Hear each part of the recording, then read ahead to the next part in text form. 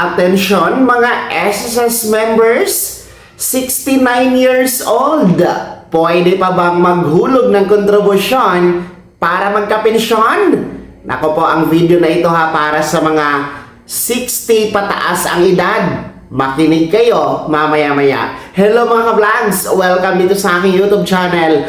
Magandang araw po sa lahat ng mga manonood. Saan po kayong dako sa mundo? Kumusta mga ka-vlogs? Well, eto po para sa katanungan ng isa sa masugid nating taga-subaybay dito sa ating channel. Mula po kay Ma'am Erlinda Paderes. Ang kanya pong sabi, ako po ay 69 na pero meron akong hulog ng 1978 hanggang 1986. Pwede ko bang ibigay yung kulang ko ng buo para magpensyon na ako? Yan po ang katanungan ni Ma'am Erlinda Paderes. Well, Ma'am Erlinda, para po sa kasagutan, ikaw po ay 69 years old.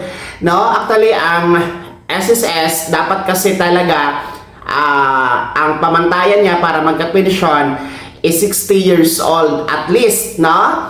And then, hindi na talaga pwede maghulog ng kontribusyon ang 69 years old o yung 60 years old pataas, hindi na yan pwede magpamiyembro at maghulog po ng contribution kay SSS.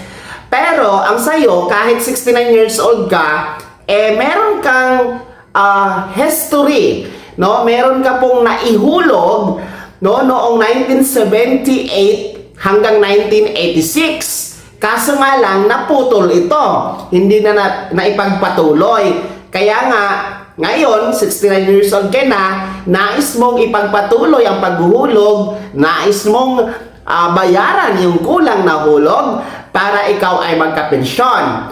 Well, pwedeng-pwede po yun, no? Pwedeng-pwede po yun kasi wala pong problema kung ang edad mo ay 69 years old, no? Laging tandaan nyo po, kahit na 60 years old pataas ka na, gaya mo 69, kahit na 70 years old ka, kahit 80 years old ka pa, tapos meron kang naputol na contribution dati pa, kahit gaano yan katagal, well, pwede mo yang i-continue, pwede mo yang bayaran, no? Para umabot sa 120 months contribution nang ikaw ay magkapensyon. Akin pong kinalculate, ikaw ay nagsimula ng paghuhulog 1978 at ayon sa iyo ay hanggang 1986. So yan po ay equivalent ng 8 taon.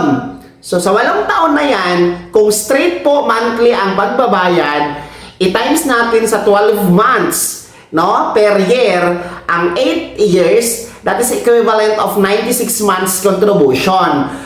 Kung tuloy-tuloy yung 8 taon na yon, from 1978 to 1986, kung every month talaga active yung paghuhulog. So, approximately, yun yung estimate natin, 96 months talaga. So, kung 96 months ka, kulang na lang po ng 24 months. That is equivalent to 2 years. So, pwede mo po yung isang bagsakan lang, isang hulugan lang, bayaran mo lahat nang sa ganon, makumpleto po ang inyong 120 months contribution at nang ikaw ay magkapensyon. Pwede po yun ha, Ma'am Erlinda. Pero dapat nyo pong gawin, pumunta muna kayo sa SSS branch na malapit sa inyo para po i-consolidate nyo yung inyong history ng contribution. Kasi hindi naman yan nawawala mga ka-vlogs kahit gaano kapagtagal na hinto sa paghuhulog ng contribution kay SSS, hindi po yan nawawala. Nandyan at nandyan pa rin yan sa system ni SSS. Kaya dapat po magpa-consolidate muna kayo sa branch ni SSS nang makita po kung ilang months po ang nahulog ninyo